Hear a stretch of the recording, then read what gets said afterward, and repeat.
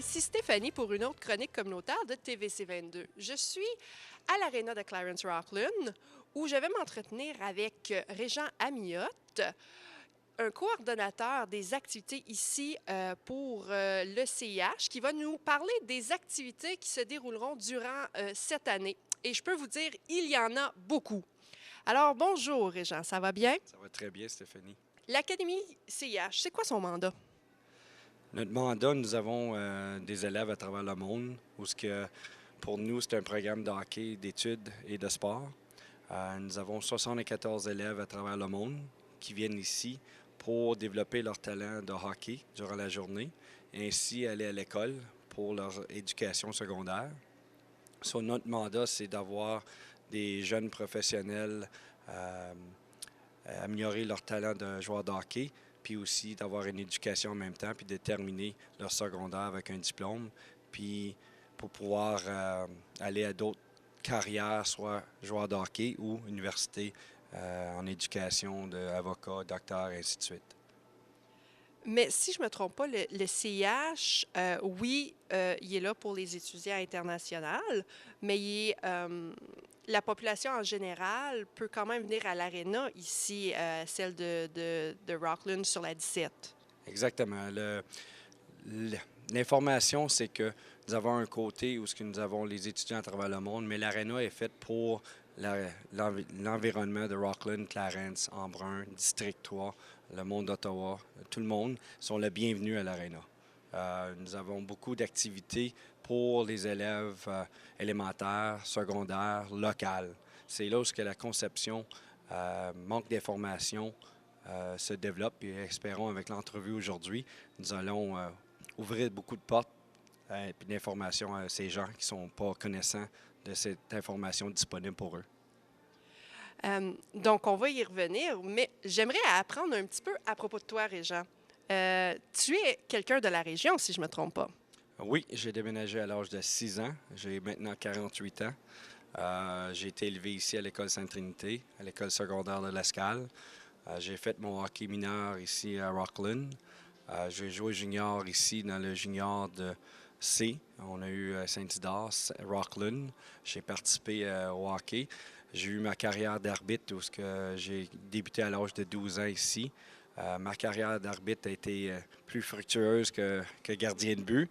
J'ai pu pouvoir m'améliorer mes talents avec les conseils de mes instructeurs. Puis j'ai pu arbitrer le junior majeur de l'Ontario, travailler à junior majeur de l'Ouest, travailler le hockey professionnel au Japon.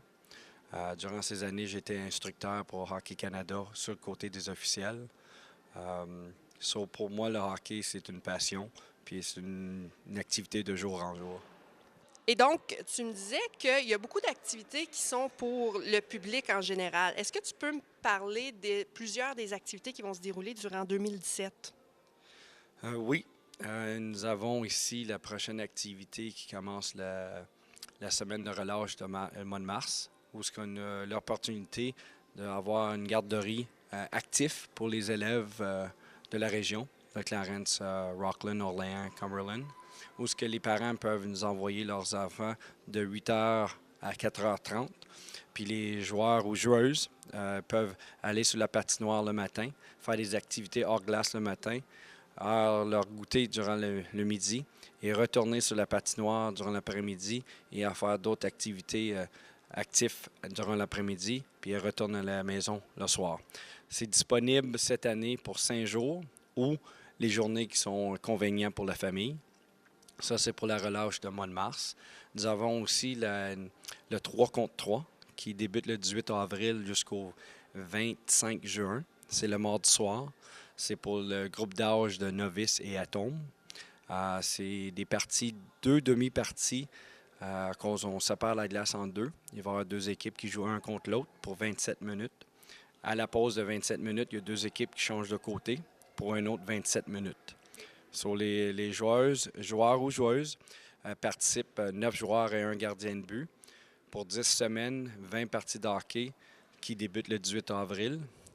Nous avons la grosse programmation pour nous, c'est le camp d'été mois de juillet puis mois d'août.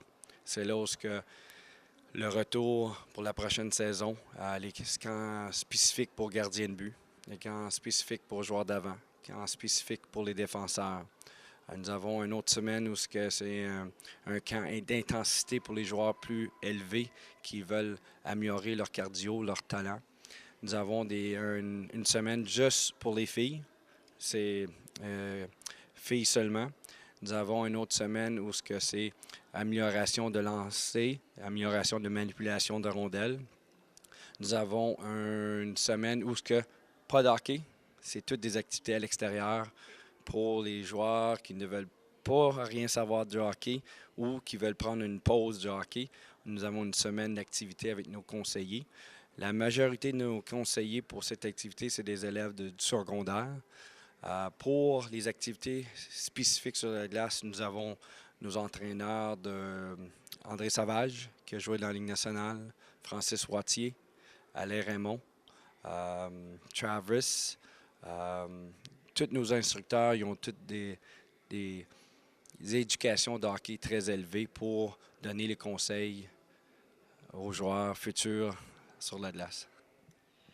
Donc, si je ne me trompe pas, non seulement est-ce que l'Académie forme des gens à l'extérieur, mais il forme aussi des gens de la région à être meilleurs dans le hockey avec des gens de qualité, là.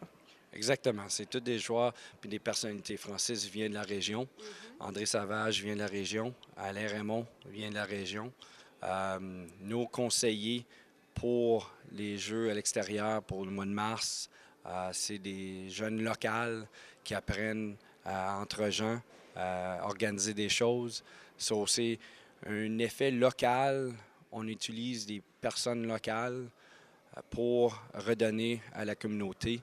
Puis on se donne, c'est une des choses, on est tous francophones, mais on donne le service bilingue. On est tous bilingues, on parle l'anglais, pas de problème. Pour la communauté anglophone, ça nous fait un plaisir de travailler avec eux. On n'a aucune barrière, en fait, de langage.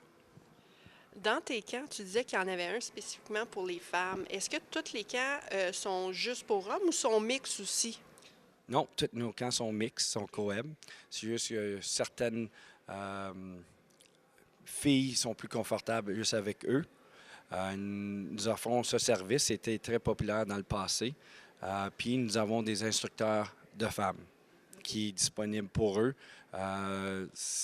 Certaines filles sont plus réceptives, puis voient leurs joueurs de hockey au plus haut niveau comme une idole pour eux réaliser leurs rêves. Ça, c'est une des choses qu'on travaille très fort pour faire certain que tout le monde est confortable et tout le monde a une chance de s'améliorer. Puis, si je ne me trompe pas, Régent, je pense que j'ai vu ça sur Internet, mais les prix sont vraiment bons, par exemple. Oui, nous avons une reconnaissance que notre compétition, qui est la région d'Ottawa, qui est le groupe de sénateurs, ils ont une base de clientèle à Ottawa avec un prix. Habituellement, nos prix sont réduits à comparer pour le même service. Mais moi, personnellement, puis mon équipe, on trouve qu'on est un service plus personnel. Vu qu'on est local, on connaît les jeunes, les gens du public de la région. On a une connexion encore plus rapprochée, puis à moins cher pour le même service, mais encore plus personnel. Puis pour les gens à la maison, si quelqu'un est intéressé justement à un de ces camps-là, on parle d'un prix de quoi à quoi? Si on regarde le programme de 3 contre 3 cet été. Pour notre programme ici, 10 semaines, c'est un frais de 250 $. Par semaine? Pour le programme de 10 semaines. Sur 20 parties, 2 parties par jour, le mardi soir. Les frais de mon compétiteur, c'est 290 $. Il y a une réduction de 40 $, puis aucun voyagement ou un voyagement minime. Pour le côté de camp de relâche du mois de mars, nous avons 2 prix. Le prix avant le 24 février, qui est une réduction de le terme anglophone Early Bird, c'est de 275 $ au lieu de 300 $. Pour la journée, si vous sélectionnez juste une journée, c'est 55 au lieu de 65. Si je regarde dans mes compétiteurs à Ottawa, la journée, c'est 100 comparé à nous qui est 55 ou 65, ou leur camp qui est de 500 que nous, qui notre camp est 300 ou 275. Mais en fait de service, nous autres, on offre plus côté garderie et non un camp de nutrition, activité hors glace, ainsi de suite, qui est plus spécialisé. Pour moi, la semaine de relâche pour les étudiants, c'est une semaine de relâche et non d'éducation encore. C'est pour ça que nous, on a été sur le côté relâche, activité physique, amicale avec leurs amis d'école. Et on va laisser faire un peu l'éducation. C'est pour s'amuser puis avoir du plaisir. Également, pour ceux qui savent pas encore le hockey, mais qui seraient peut-être intéressés, je crois que le lundi soir, il y a quelque chose pour eux, hein? Oui, nous avons un programme durant la saison qui va en 3 tiers.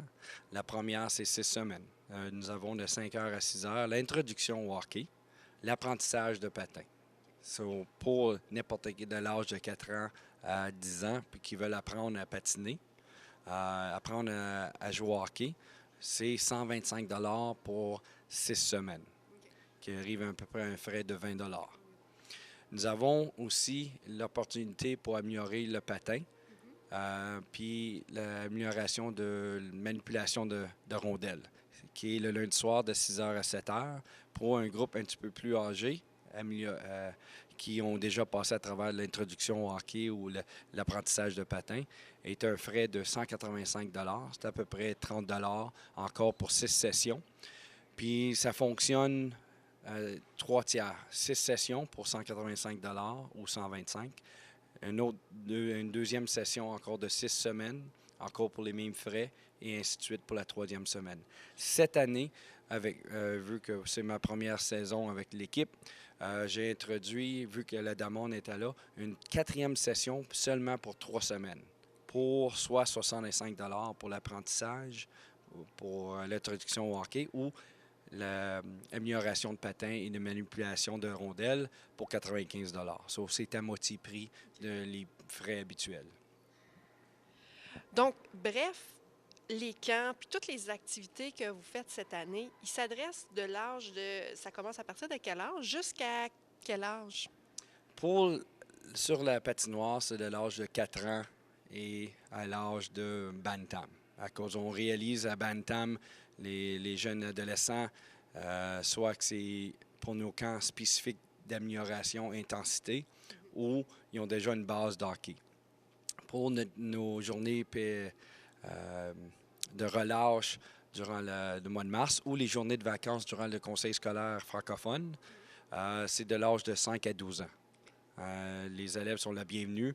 On fait la garderie. C'est une journée active sur glace et hors glace.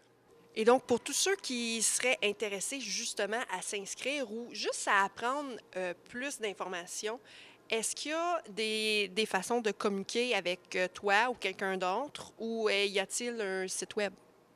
La première façon, c'est de communiquer avec moi en personne. Deuxième, c'est par téléphone. Vous téléphonez à l'Académie qui est le 613-446-7776, extension 251, qui est mon poste à moi. Troisième façon, c'est l'Internet. Nous avons l'Académie, CIH Arena et CIH Académie. Nous avons nos programmations. Ils peuvent avoir l'information et aussi s'enregistrer en ligne ou me téléphoner puis le faire manuellement. Ça, c'est des options pour le monde avoir l'information. Nous avons aussi l'information dans l'aréna. J'ai beaucoup de feuillets disponibles pour avoir l'information sur notre table de présentation, sur nos poteaux de présentation en haut et en bas. L'information est là. Et pour vous, à la maison, j'espère que vous avez apprécié et j'espère que ça vous a piqué votre curiosité et que vous allez probablement aller sur le site ou venir faire votre tour ici à l'aréna de Clarence Rocklin. Alors, ce fut Stéphanie pour une autre chronique communautaire de TVC 22.